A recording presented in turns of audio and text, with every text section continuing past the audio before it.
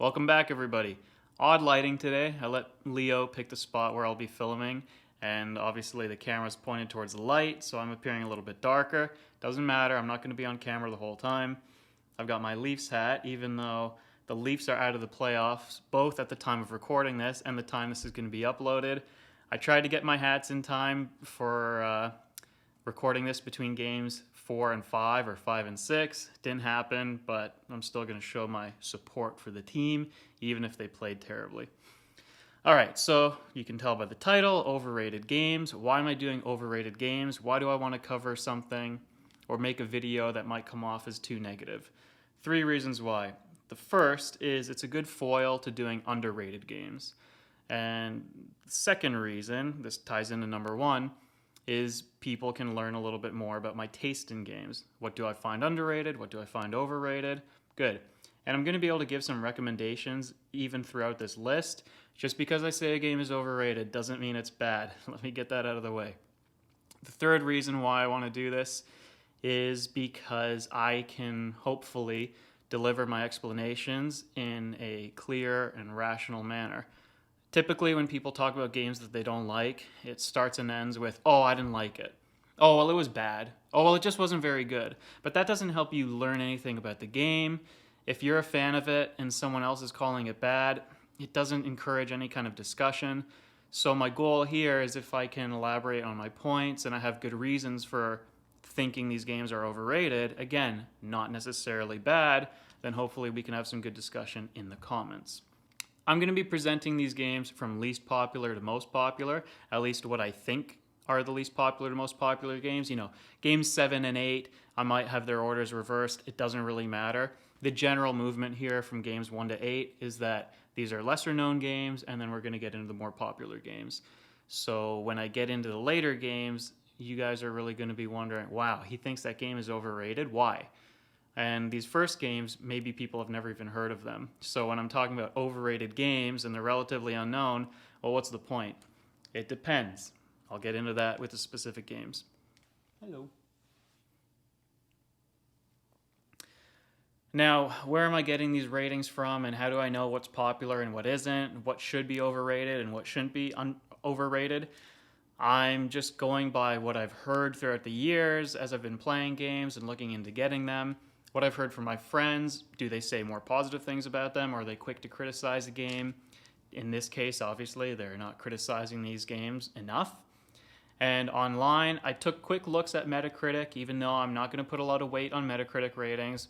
I saw that there were differences between critic ratings and user review scores.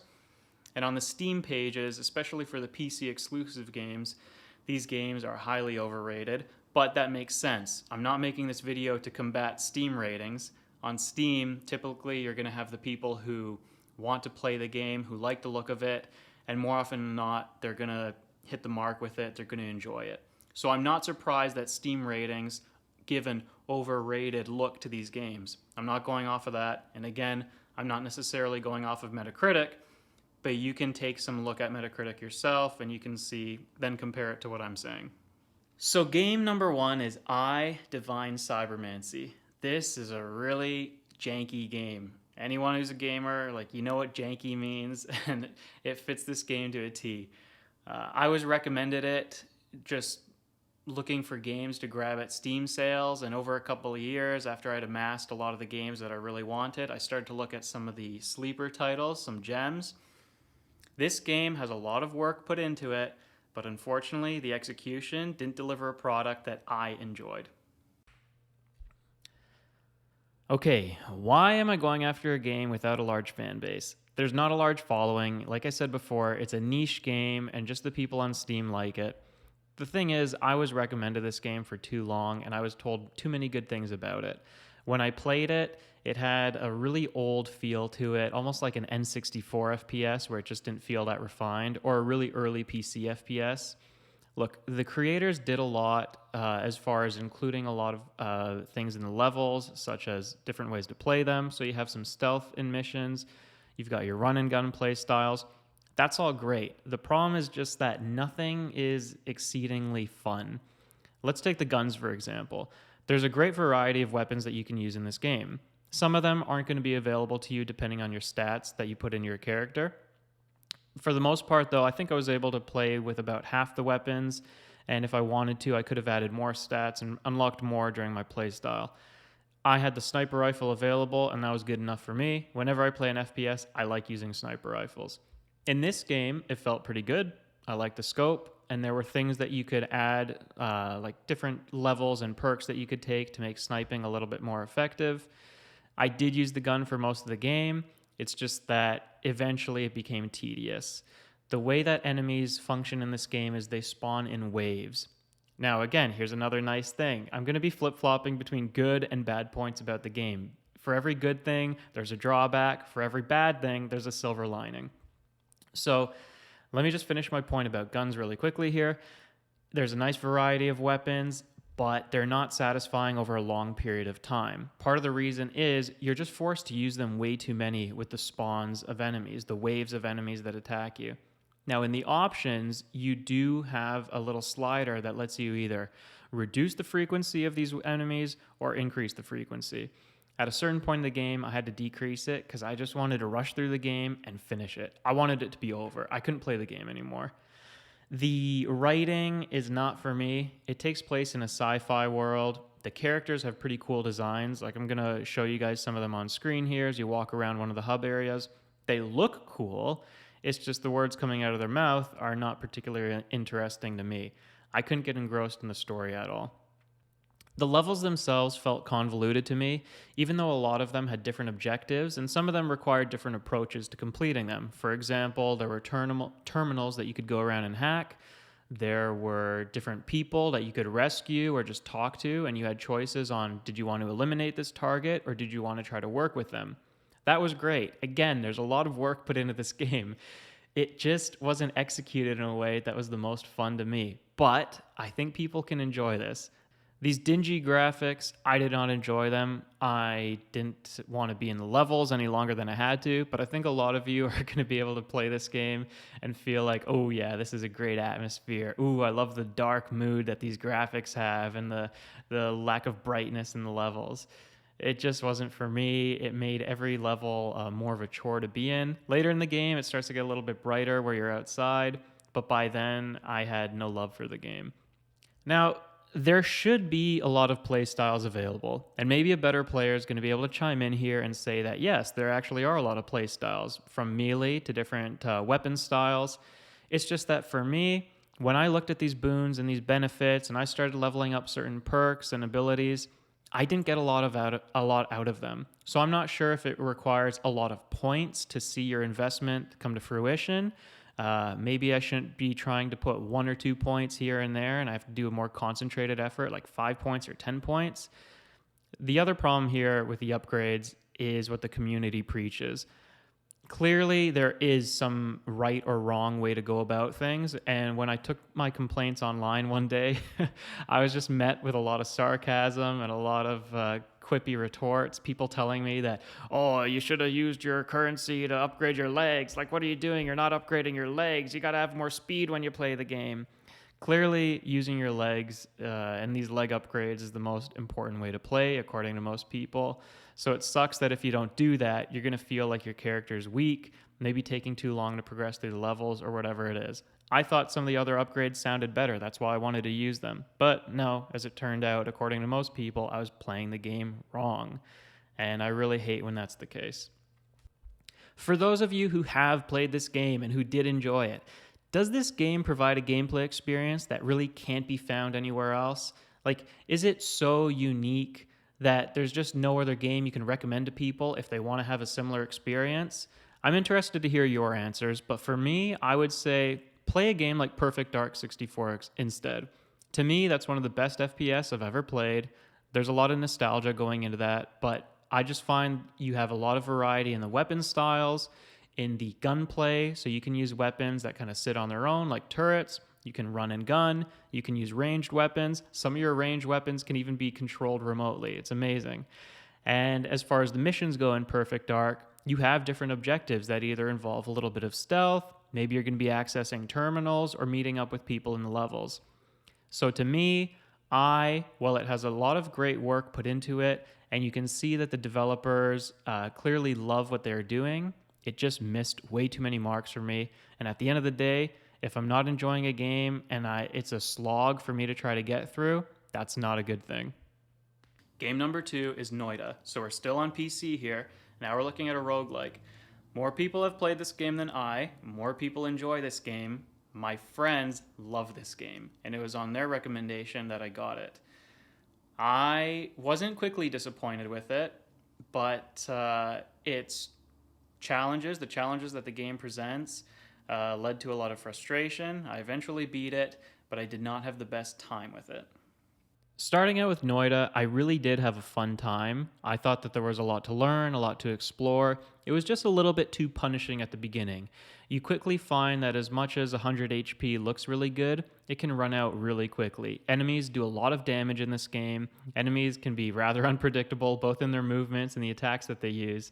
And it's a game that you're probably going to be playing over 100 times, 150, 200, who knows, maybe even more than that. It takes a lot of runs to be able to start to find success with this game. There's a little bit of luck and a lot of trial and error. Actually, no, there's a lot of luck. Spelunking is fun. That's why you have a game like Spelunky. The challenges are not always so hard, and sometimes when you meet a challenge and you're able to overcome it because you found a good wand, you found good spells, that's great. It's a huge accomplishment in this game. But there's nothing better than being able to advance to a new area. The problem is that just doesn't happen too often because every area has a major difficulty spike. Let me explain a bit about what you guys are seeing on screen. As you play the game and explore, you're going to come across a lot of wands, a lot of spells, and some different liquids that you can use as potions and just put in little vessels for drinking and maybe dousing enemies or dousing yourself if you happen to be covered in fire, for example. If you have water, you can put the fire out. There's a lot of amazing physics interactions in this game, and that's the number one reason why this game is praised. You're going to enjoy just experimenting with the different spells in the game, watching how fireballs ricochet off the walls. If it touches wood, it's going to set fire to the wood, and you're going to watch how far does that fire go. What about mixing fire and acid? What kind of result does that have? That's a lot of fun, and that's part of the trial and error. Not just seeing how far you can advance on each attempt, but what you can do, what kind of catastrophe and damage can you cause on each attempt. So the wands, they are vessels with base stats. That's one way to view them. And they have a certain number of slots that you can drag and drop spells into. The spells are probably the second most fun thing about the game, because without the spells, you wouldn't be able to experience the physics of the world. It used to feel like it took too many runs to experience a lot of new spells, but since coming back to this game, I see that one of the updates added more spells in between levels. You have this little grace period where you can shop depending on how many coins or gold you picked up. So I like seeing that the available spells have doubled since I last played. That's just a nice quality of life difference. But it also means that as you play the game over and over and over again, it's going to take you less time to experiment. For me, it was just taking too long. When I first played the game, it was about 8 hours in that I started to get frustrated. By then, I'd probably cleared a couple of levels, but I just didn't feel like I was progressing quickly enough. I started to try some cheese strategies where I was teleporting a little bit. Could I teleport from the start to the end? Could I teleport to dodge a whole bunch of enemies? It took me another 10 hours after that, after getting frustrated, just to be able to beat the game. At this point, I'm not even sure if there have been more levels added. Maybe when I beat the game, it was a much easier version, but I'm not sure. This is by far the most unique game on this list. I want to make one very important point in my recommendation here for people. When I first played this game, I quickly got frustrated at how long it was taking me to beat the game. I couldn't believe that for a game where you just have to go from beginning to end, yes, it's complicated in between, and the battles are hectic, and the wands and the spells can provide so many hours of experimentation and just testing out different combinations. I get all that. But really, you're just going from beginning to end. How hard could it be? It was really irritating taking so long to try to beat the game. Coming back to it a second time, being carefree, just recording it for the sake of the video and having more fun with it, it was a completely different experience. Maybe that only speaks to how fun the first 2 or 4 or 8 hours are of the game. I'm not sure, but I can at least recommend it a little bit more my second time around. So, whether it's overrated, whether it's underrated, don't worry so much that it's appearing in a video like this. This isn't meant to be a scathing review. this is still a recommendation for a hidden gem.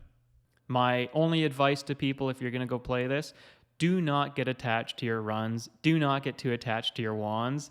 If you start changing your play style and maybe you start playing a little bit too safe, you're going to get stuck. Something's going to corner you, or maybe you're going to run out of ammunition. So just play with a free play style the whole time, and you're probably going to beat the game when you least expect it. My question to everybody who enjoys this game, maybe you were able to get a little more fun out of it using mods. If you do use mods, what were they like? I played this game completely vanilla, as I do 99% of my games. Maybe that was one of the reasons I didn't have more fun with it. Maybe that's one of the reasons why I'm calling it overrated, at least compared to what my friends have been saying. Game number 3 on here is Underrail, still on PC now. This game, I think, is a little bit more popular than Noita. And again, it's a game where a lot of work has gone into it, and you can really appreciate what the creators have done with this game. The music, I enjoyed. The aesthetic of the game, I did not. And the gameplay was somewhere in between, where oftentimes the gameplay was really fun, and sometimes it felt like you were running into a wall constantly. And did you have to make a new character to progress? I don't know. Maybe you messed up somewhere 20 minutes ago, 1 hour ago, and you can reload an old save. That in itself was a puzzle, and that's one of the reasons why I didn't particularly enjoy this game all the time. Okay, you guys are going to think I'm the biggest casual, but I swear I'm not. I do enjoy games with a challenge. The problem is, in Underrail, those challenges are just too punishing and not always rewarding. If they are rewarding, they're not rewarding enough. And a lot of them require a little bit too much knowledge of the game, not just the mechanics either, but sometimes you have to know what the encounter looks like. You might have to play an encounter 2 or 3 times, especially since it is turn-based, to kind of see how the enemies play and what the AI wants to do. So you're going to reload your save, you're going to try it again, you're going to make a little bit of effort, maybe kill one more enemy compared to before, you're going to try it again, and if you still don't do it, you have to rethink your strategy. I get it. For some people, that's a really cool thing. It means you have to back out of the fight, go get something like some grenades, maybe get some EMPs because you're dealing with mechanical enemies. It's just that with the length of this game and how sometimes it felt like my build was just not doing anything, like largely ineffective. I don't mean I was struggling a little bit, but if I kept on trying a few more times, I could have broken through. No, my first build when I played this game, it was awful, apparently, and I had to redo the game. Now, it is nice that there are so many ways that you can advance your build. Maybe I just neutered myself by refusing to use any psi abilities. In this game, that's your magic. That's your telekinesis, your pyrotechnics. You can use some different kinetic spells, a lot of different things that I didn't experiment with, just typically because I don't enjoy using magic. If I play any other RPG, more often than not, I'm going to play some kind of a rogue character, some kind of stealth character. I like to attack from range. Range was a bit of a mistake in this game too. Maybe it's more of an expert thing, or maybe you need to balance range with something else. I made the mistake of balancing range with a dagger, and that was just a bad idea. If you're going to play this game, look up some guides, experiment a little bit for yourself. I'm just going to say don't do something like sniper rifles and daggers. Maybe do something that's like sniper rifles and handguns, or assault rifles and grenades. Something just a little bit more Rambo, maybe. There is a massive world here to explore. Even though a lot of it takes place underground, and some of that is going to be tiresome for you guys, the colors and the graphics are going to get repetitive very quickly. Definitely some people here, maybe you grew up with Fallout 1 or a game like that, you're going to like this game. You might even love this game. The music, I really enjoyed. The music reminded me of a game like Grim Dawn or Divinity Original Sin, where you can just leave it playing in the background for 10, 15 minutes, and it never gets old. Nice ambient tracks, but they get your heart pumping. They either add a little bit of anxiety or something else to the mood. Oftentimes, when discussing RPGs, people can slip into arguments about quest-driven RPGs versus story-driven RPGs. What's more fun? What's the right way to make a game? This game, I will say, leans a little bit more towards quests, but the story is definitely there. The story just requires a lot of reading to unearth. And for a lot of you, if you enjoy the setting, you're going to enjoy reading. You're going to enjoy spending more time in this world. I did not. And if anyone needs clarification on quest-driven versus story-driven, imagine a game like Monster Hunter where it just feels like quest after quest after quest. and it's typically at the end of a few quests that the story progresses just a little bit. Compare that to a game like Final Fantasy XIII, where you go through different levels and different environments, and you're always pursuing an enemy. You're just following a story rather than checking a quest log. Now, coming back to the combat here, I hate that the combat percentages, like your percent to hit, your percent to miss, those do not feel accurate at all. In this new playthrough that I had, when I was using my handgun and using different attacks, I was missing far more often than I ought to. Maybe I had a stroke of bad luck. Maybe 5-10 minutes of combat isn't enough of a sample size, and I really just didn't luck out. But I think 5-10 minutes is enough to feel like, oh no, something is wrong here. So I do recommend this game. I don't recommend it to as many people as I would Noida. I just feel like Noida has more broad appeal. Underrail is for a more specific type of gamer, someone who enjoys a lot of reading, someone who can get immersed in a game world and enjoys being in it, someone who can appreciate this underground aesthetic and doesn't mind the color palette getting repetitive. To those of you who did enjoy this, I want to ask, is this your favorite CRPG? Like, did this crack your top 3? Or are there other games that you can put ahead of it? Because if there are more games that you would put ahead of Underrail, I would look forward to trying them. Underrail, just with its combination of punishing difficulty, needing to restart, or needing to really manipulate the encounters, it just dragged on for me. And beating this game, well, I did put a lot of hours into it, and I actually completed a lot of the achievements. I didn't always do that with a smile on my face. It was often done begrudgingly. Game number 4, Dragon's Dogma. So finally, we have a game that's multi-platform. Again, though, I played it on PC. I came to this game a little bit late, and so I got Dragon's Dogma Dark Arisen, which is basically the game with DLC included. Disclaimer, I did not play the DLC. It's, I can't remember what the title is, something Isle, whatever it is. It's a little section of the game that you could play later on. You're not advised to play it at the beginning of the game because it's too high of a level for you. But anyways, as for the game itself, it looked cool. It was fun exploring. Again, I don't know if it was a playstyle thing or a build problem, but I ran into a wall. I did not particularly enjoy it when that happened. It was more frustrating than fun. And a lot of the things that people praise about this game, I just find they're taking a little bit too far. Now, Dragon's Dogma is a good game. It's consistently good. I guess the only reason why I have to call it overrated is because too many people call it great, amazing, even going as far as saying it's their favorite game of all time. I'm not trying to shame anyone for what their favorite games are. Like, that's fine. But when you're comparing it to some other titles and putting it ahead of a ton of other great RPGs, and really there just aren't enough high points in Dragon's Dogma for me to see that as valid, that's when I got to call it out as being overrated. There aren't enough moments where the game has some kind of incredible breakthrough. When asked what makes this game great, people will always point to the gameplay. You have different classes, and within those classes are subclasses and crossing over into other classes to get interesting combinations of archery and magic, magic and swords, whatever it is. If you play the game long enough and you accrue enough points, you can unlock those and you can experiment for yourself. The party system is the most unique thing about this game. In this, your party members are called pawns. Your pawn, the first one, is something that you can create. It's another customizable character, but it just sits in the back. It's always going to be controlled by the AI.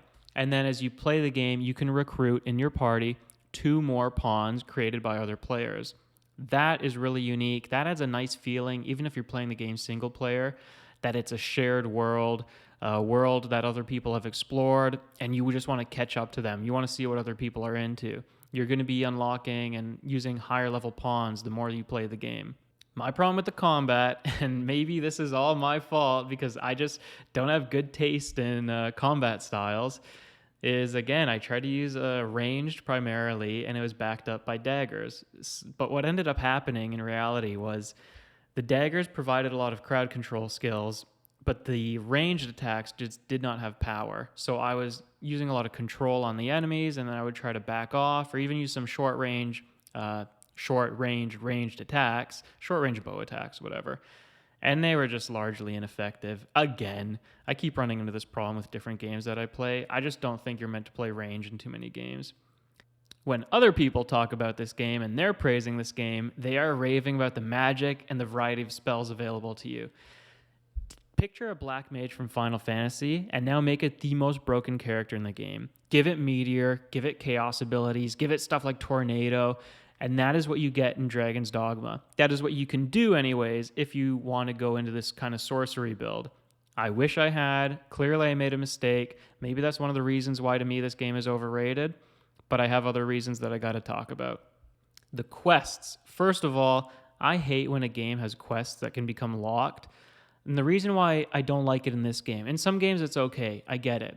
But in this game, it's just never that challenging. The game never feels like it's meant to be a brutal game. It feels like it's always holding your hand a little bit with giving you pawns and being able to have 4 party members instead of just 1 or 2.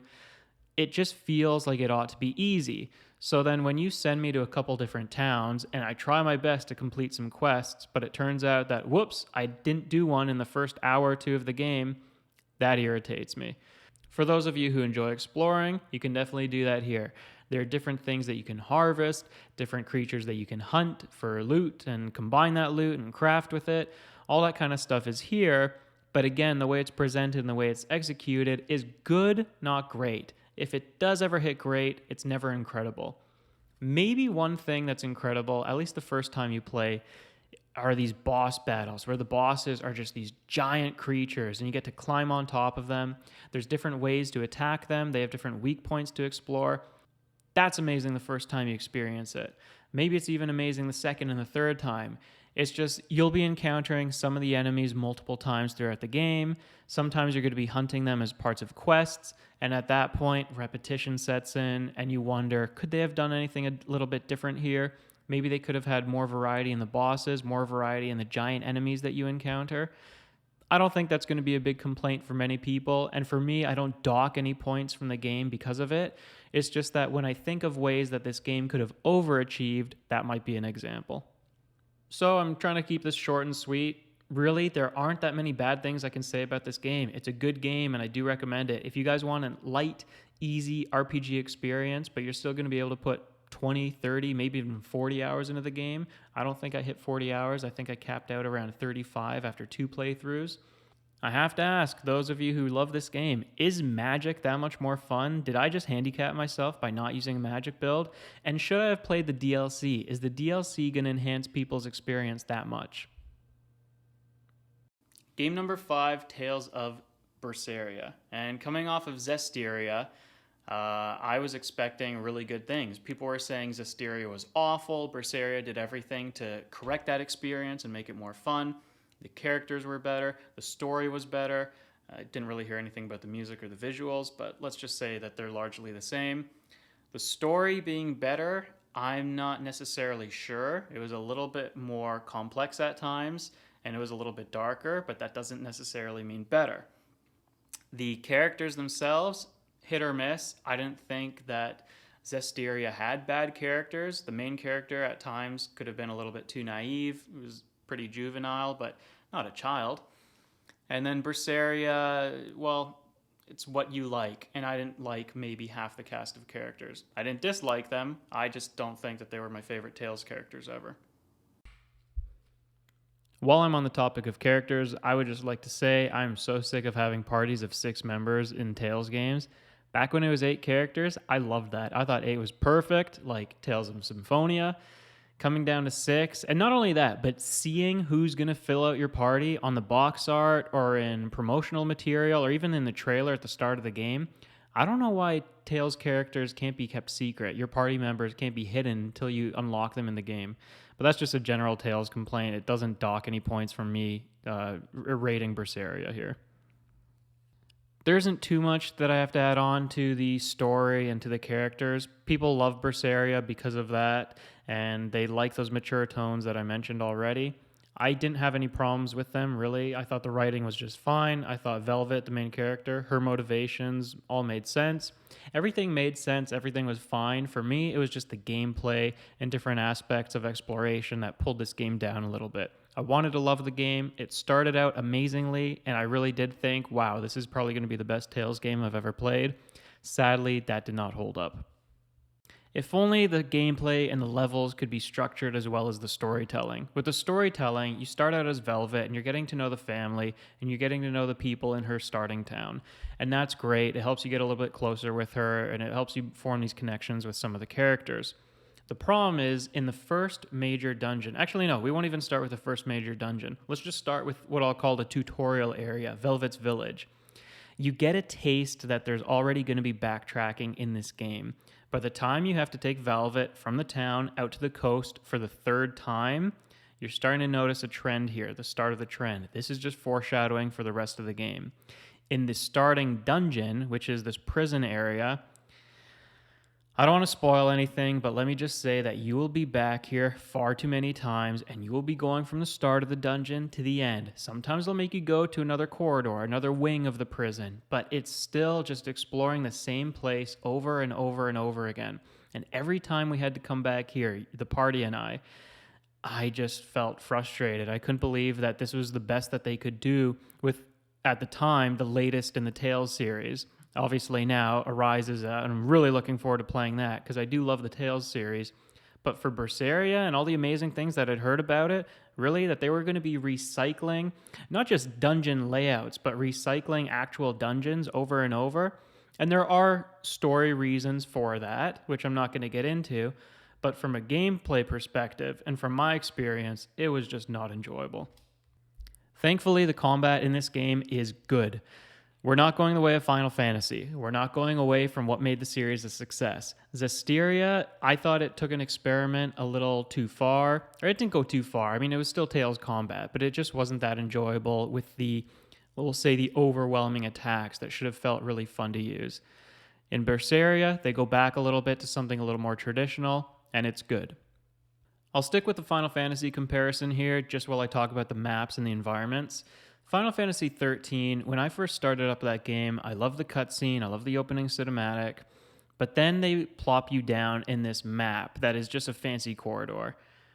Berseria is not that bad. When Berseria has corridors, they're labyrinthian. It's a maze. And so you're not stuck feeling like, oh, I'm just going in a straight line from A to B, or A to B, but just a few twists and turns. Berseria does have proper maps for the dungeons.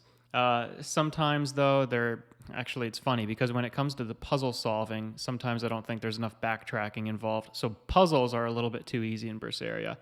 But let's talk about the outdoor maps.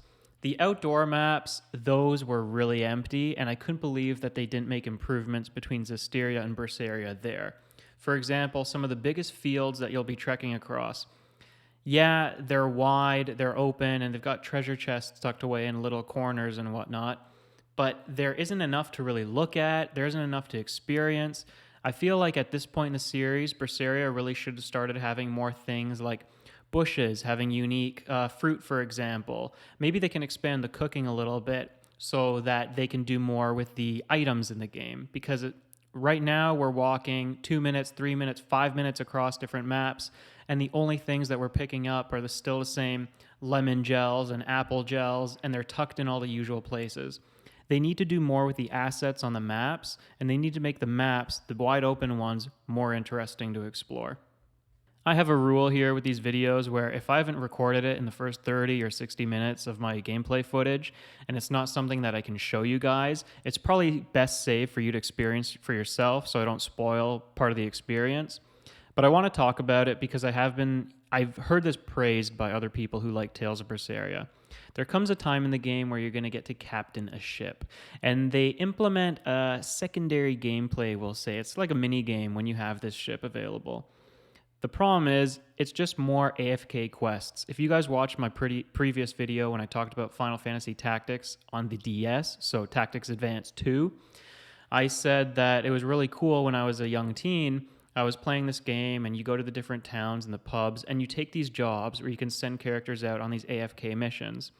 That's not exactly how it works in Berseria, but it's, again, AFK quests, and you would just think, over a decade later, couldn't they have done something a little bit differently with that? Really, what it amounts to, the gameplay, is you're checking a menu every 30 minutes or every hour, or maybe you're only checking it once a day, but you're just checking a menu to see if a new item is there for you to collect.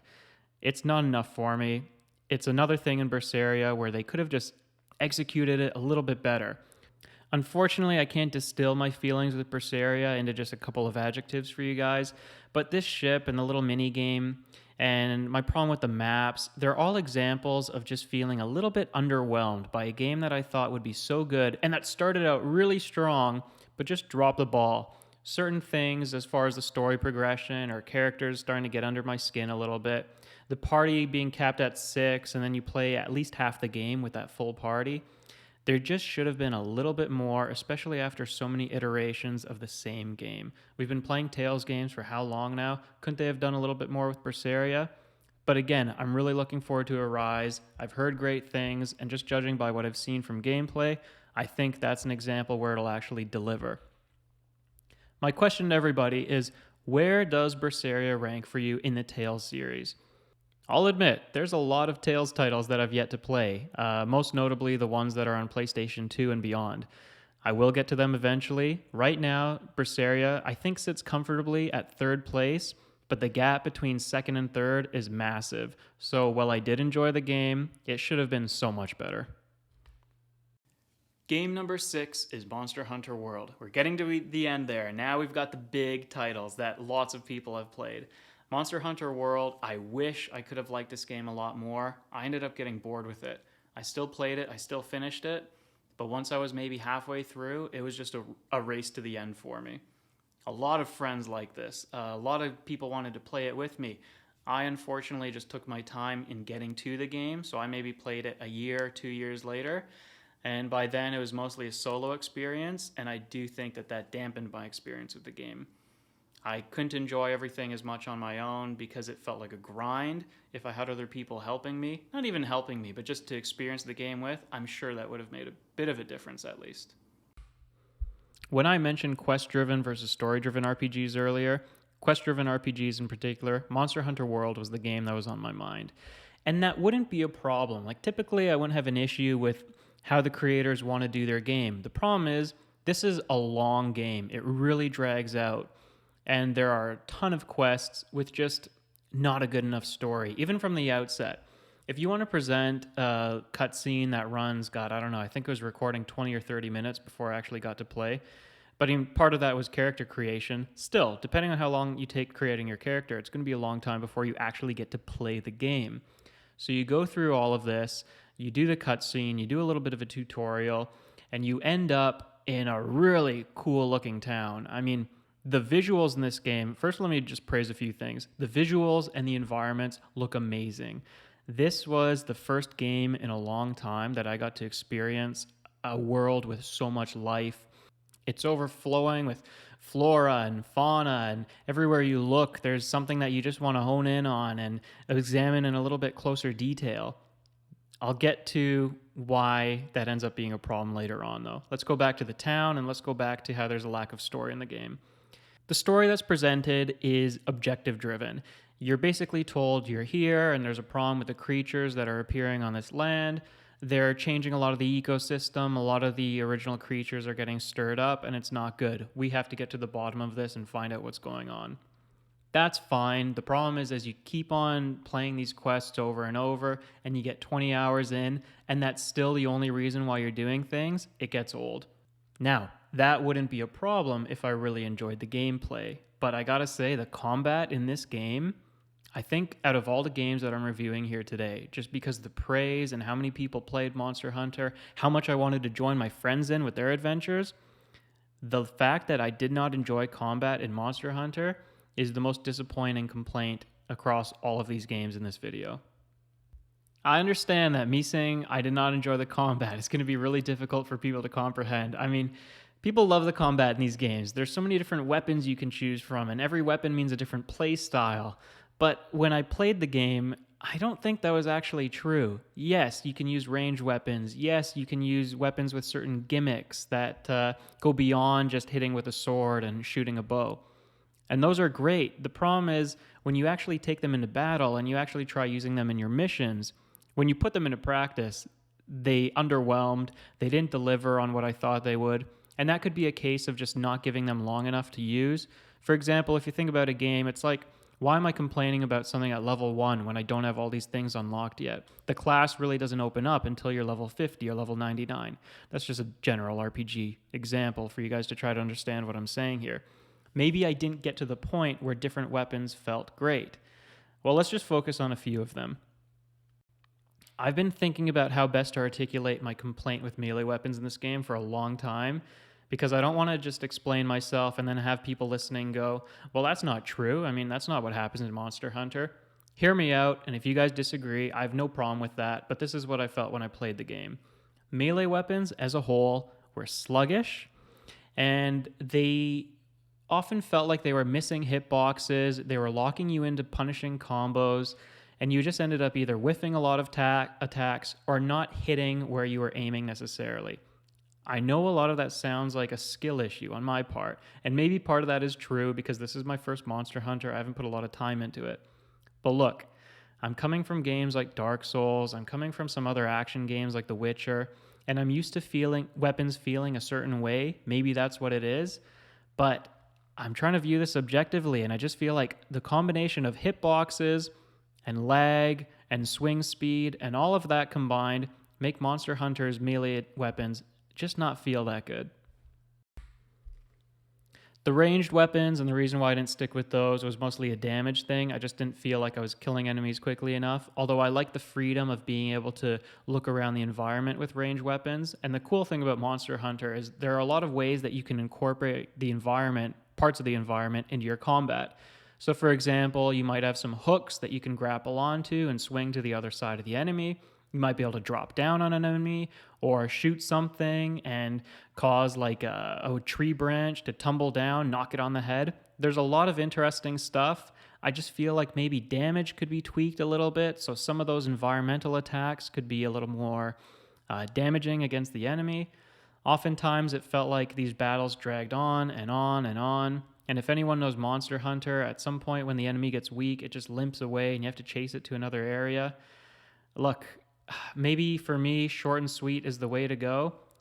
Combat here, just because of my complaints with how it felt, the fact that battles would drag on longer than I wanted to, disappointing. My number one complaint, though, because I could have gotten by with combat not feeling optimal, but I did not like how the game rushed you through. And I know that you can play certain quests and you don't have to have a time limit on your quests. Look, even if you do have a time limit, the timers allotted to you are like 30 minutes and 60 minutes. You have more than enough time to explore what you want. But the game rushes you with these glow flies on the screen. They're constantly flying around you. They're showing you where to go. And the map is just littered with too many collectibles. I cannot believe this is a complaint of mine, but there's too much, and combined with the glow flies constantly pointing you in the right direction and the timer above your head so that you are forced to rush through the levels a little bit, at least you have the feeling at the back of your head, it was like, what's going on here? Who did they design this game for? Do you want me to take my time and enjoy the beautiful environments? Do you want me to explore and interact with the world? Or are you just trying to push me through and get me to do as many quests as quickly as possible? I'm not exaggerating when I say that a lot of my experience in these levels was running, sprinting, and mashing the collect button. I was just trying to gather as many things as I could because every few seconds you were picking something up in your inventory. And combined with the glow flies, there was little need to even use a mini-map. Sometimes just to orient yourself since this game uses different elevations. But it's frustrating, it really is. I wanted to enjoy this game so much more and I wish I could have. I swear I gave this game the best shot that I could, and I really tried to put me in. I got my headphones on, my controller's there, I got free time for the next few hours, and I tried to let myself sink into the game, but there just wasn't enough good things about it to pull me in. Maybe, this is a question for everybody here, is this your favorite game in the Monster Hunter series? I have a hunch that when I go back to one of the older games, and I will do that, I have one on the Switch, I think I'm going to enjoy it more than Monster Hunter World. I feel like they just went overboard here with quality of life enhancements. Not just quality of life enhancements, but hand-holding. And it's hand-holding that you can't get rid of. It's like a bicycle. Like, why did they slap training wheels on that you can't take off? Why can't I just have the freedom to ride my bike the way I want? Especially if I'm better than these glow flies suggest I am. Especially if I want to collect at my own pace. Speaking of collectibles, let's just talk about the materials that you gather in this game. There's cooking, you can use them for that. Maybe for experienced players, the cooking provides small advantages that make the difference, but for me, the advantages were so negligible that I didn't need to cook to complete my missions. Now, part of this could be due to the fact that for about half the game, I use the armor that's given to you. I'm not even sure. I have the game on Steam. I guess it's like a DLC or something that I got for getting the game late. Not Iceborne, I'm not talking about that, but just the base game, Monster Hunter World. I bought some kind of complete edition with really strong armor. I did use it for about half the game. I ended up removing it at some point, though. The game still didn't provide enough of a challenge that I needed to use cooking. Cooking, for me, was not making a difference. So what about another use with your materials? What about crafting and upgrading your weapons? Did that make a difference? Did that make the game more fun for me? It was cool to a certain extent, but later on with greater weapons and greater armors, it's ultimately just a grind. So it means reloading the same zone over and over, taking repeatable quests over there, and you keep fighting the enemies until you have enough of the material, and that makes you a little bit stronger to fight the greater enemy in the next area. Maybe if you like this kind of grind, you're going to enjoy it, but to like the grind, you have to like the combat. And as you all know now, I did not enjoy the combat. Game number 7, the second last game on this list, has to go to Undertale. This is probably the most overrated game on the list. This is a game that I have really a tough time recommending to everybody. First of all, though, who hasn't played this game yet? But second, if you haven't, it's just people praise the characters, people praise the interactions between them. The gameplay, I've never really heard anyone praise, but people like it. People really enjoy that as you replay the game multiple times, you can experience it in different ways. I played it through once, and I was sick of it. I was done.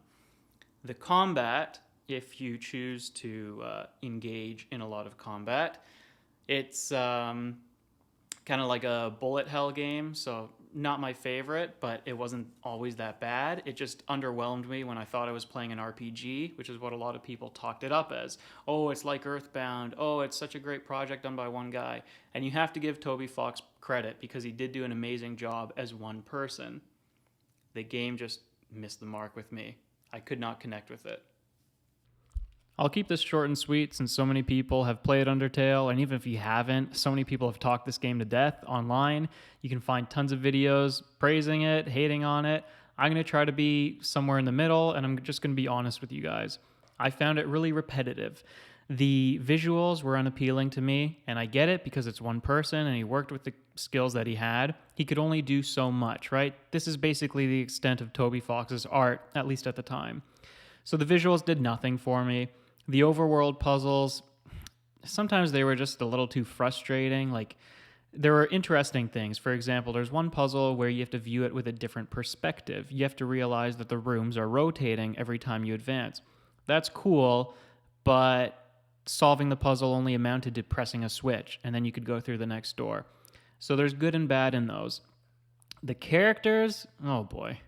Look, I do not want to talk at length about something that I know is subjective. Me not liking the characters, me thinking that they're ugly, me not liking the way that they speak, that is subjective. It's not objective. So I'm just going to move on from that point really quickly. When you played the game for yourself, you may like them, you may not. If you don't like them, then you're probably going to be in agreement with me that people really overhype them for no reason. Sans is annoying. His brother's annoying. The main character not talking. She or he is annoying. Whatever. There's only like one good character, and you encounter her at the very beginning of the game.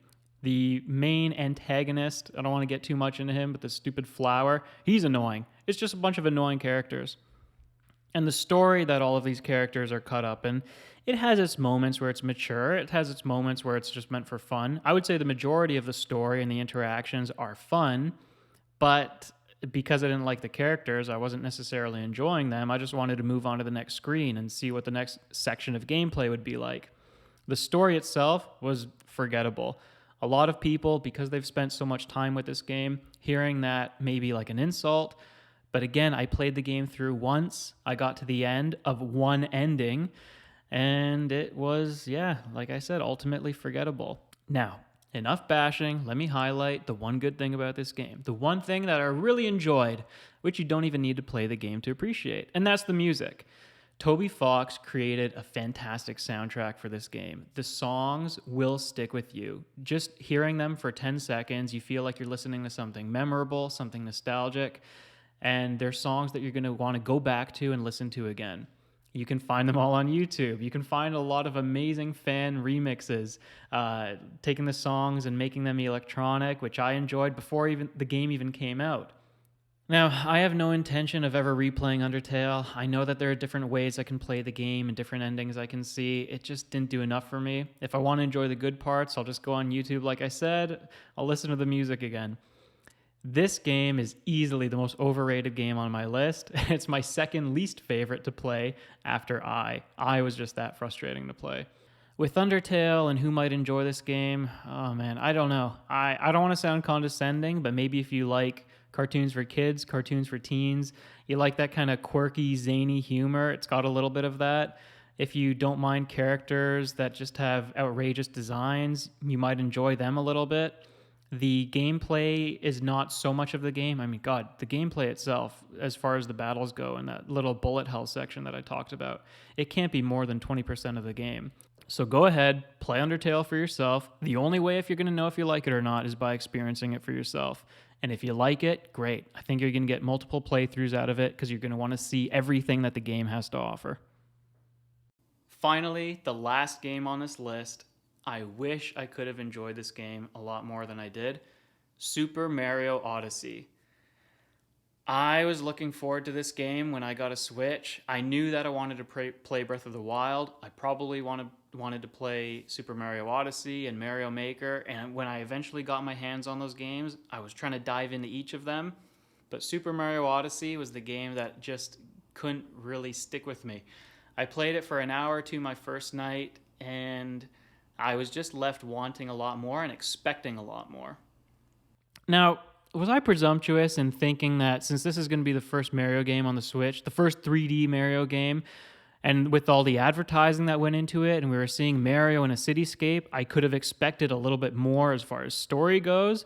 For some reason, Nintendo delivered the same bare-bones story we always have, which is Bowser's kidnapped Peach. That's it. I mean, you can't flesh it out any more than that. You don't want to take the next level in Mario storytelling. What's the point in keeping things safe and sterile?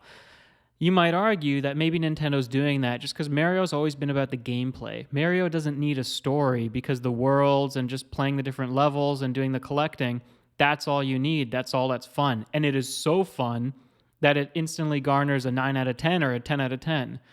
Look, not in this case. Far from it. It's hard for me to draw many comparisons, but I had a much more enjoyable time with Sunshine. Sunshine is my favorite 3D Mario game. Odyssey is not a bad game, but I'm left wondering if I just didn't play this game the right way. At the beginning of the game, you have the choice of choosing Joy-Cons or a controller. Joy-Cons are preferred so that you can do certain maneuvers with them. That's a bit of an issue with me because I wanted to play kickback. I was, lying down. I was lazy. I just wanted to relax a little bit. So controller in my hand, gyro off. And what does that mean? Nintendo punishes you by not letting you perform certain maneuvers. It may be one maneuver. Even to this day, because I've played this game fragmented over like 2 or 3 years. I played Odyssey the year that I got my Switch, and I just played it again for this video. Back then, there was no gyro, only on my Switch Pro controller, and I was laying down. This time, I used the Joy-Cons, and I was doing some flicks, and I was getting some special jumps, but I couldn't really remember, is this the move that the Joy-Cons grants you, or is it something else? It doesn't really matter. Even with all the maneuvers that the Joy-Cons are capable of, it didn't make gameplay feel that much more fun, and some of that is because of the levels, the environments, and the different enemies that you can interact with. The most fun thing about this game should be playing with Cappy. Cappy is your sidekick in this game, and he has the ability to make Mario overtake, make you possess an enemy, and you can use their abilities. So in the case of Goombas, which are not going to be shown here, they're a little bit later on in the game, but certain Goombas allow you to jump and ride other Goombas, and you can create these Goomba towers. That allows you to reach hard-to-reach places, jump a little bit higher, and some other stuff. Other enemies in the game, for example, you can see the frog here. He's got a really high jump. Seems like a lot of things have to do with jumping, huh? Yeah, the problem with the enemies is just wasn't that much variety in their abilities. I really only felt like at the very end of the game, I believe it was the last level. So picture, something like a Bowser's Castle or something like that. There's one enemy there that has a unique ability. That was the most fun. And it was for one section of the game at the end of 10 hours. Disappointing. I'm going to go a little bit harder on Nintendo here because they've got the budget, they've got the reputation, and they kind of deserve it. Why were more abilities not implemented? There's no good reason why you can't have 2 or 3 unique abilities per level or per world. Another facet of the game that I find could use some innovation at this point is with the NPCs. Why can't you talk to more NPCs and get a little bit more dialogue out of them? Why can't you get more unique quests to complete on the map? You still have things like NPCs giving hints and telling you little clues about how to unlock certain things and how to access different parts of the maps. That's fine. You have NPCs that even function as shopkeepers, but are those not rather basic at this point? Can we not see a little bit more? And another thing about there being not enough or lacking, what about the number of levels in this game? I couldn't believe that I was done in 10 hours, and that was spending, a couple hours per level. I'm not saying that there's 10 divided by 2, 5 levels. There's more than that, but it still felt like there were too few for a modern Mario game. And when you have so few levels in a game, it really sucks when they're not all created equally. Some were more fun than others. Others, I couldn't wait to be done with them, and that could be subjective. That could be my taste with certain environments and the enemies that are presented, but there should be a consistent level of fun with a Mario game since that's really all it has going for it. I'm not bashing on the Mario franchise. I mean, the different sports games have a lot to offer. Paper Mario is one of my favorite games of all time, but with these 3D Mario collectathons and the platformers, actually, yeah, 3D, we'll keep it on that because I enjoy the 2D platformers more than Odyssey. Odyssey really failed to deliver for me, and I know for so many people it's a return to form. For so many people, it gave them the feeling that 64 did way back when. I promise I did not take shortcuts with this game. Yes, I rushed through it because I wanted to beat it already, but I did not skip a lot of moons. If I saw moons and if I thought I could collect them, I went out of my way to collect them. It's just I only stayed on every level for my first time. I didn't bother going back around to them later on in the game when different parts of them were unlocked. All right, enough negativity. Let me talk about what I enjoy about this game because it does have a lot of good things for it. And I don't hate the game. By all means, I do enjoy the game. I could go back to it and replay it. But my favorite thing has to be the retro throwback here. When you enter a pipe, you enter a crawl space, you are gifted with this 2D old school Mario mural that you can play through. They can last 10 seconds, 20 seconds. Later levels, they might last up to a minute or so. And they have different collectibles within them. These were easily the most fun, the most interesting parts of the games. I loved these. I could have used a lot more of them. My question for everybody, whether you're a fan of the game or whether you did not like it, how many hours did you put into Mario Odyssey? Was it 10 like me? Did you just beat the game? Actually, no, sorry, 12 hours. I did do a little bit of post-game stuff. I wanted to see if maybe there were some more moons that I could get just to unlock a couple of costumes, which I gotta say feels a little bit cheap.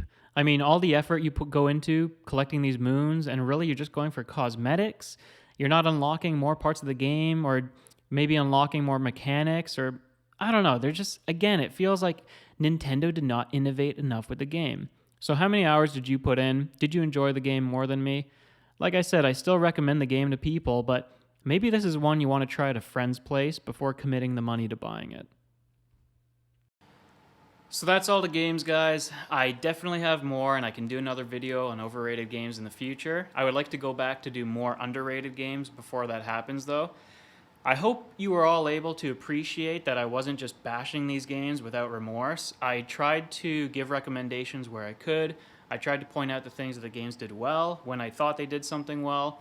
I even mentioned when I enjoyed certain games at certain times. It's just that my enjoyment of the game was not what I was hoping for. It missed the mark a little bit. People talk these games up as if they were amazing or I would have one of the best times of my life with them, and that just wasn't the case with any of the games on this list. So again, they're not bad games, not all of them anyways. They're not bad games. There's some really good games on here, some of them that I think are average to good, but go ahead, experience them for yourself, and let me know what you guys think. Thanks again for watching. Bye from Leo. Bye from the Leafs this season. and see you in the next video.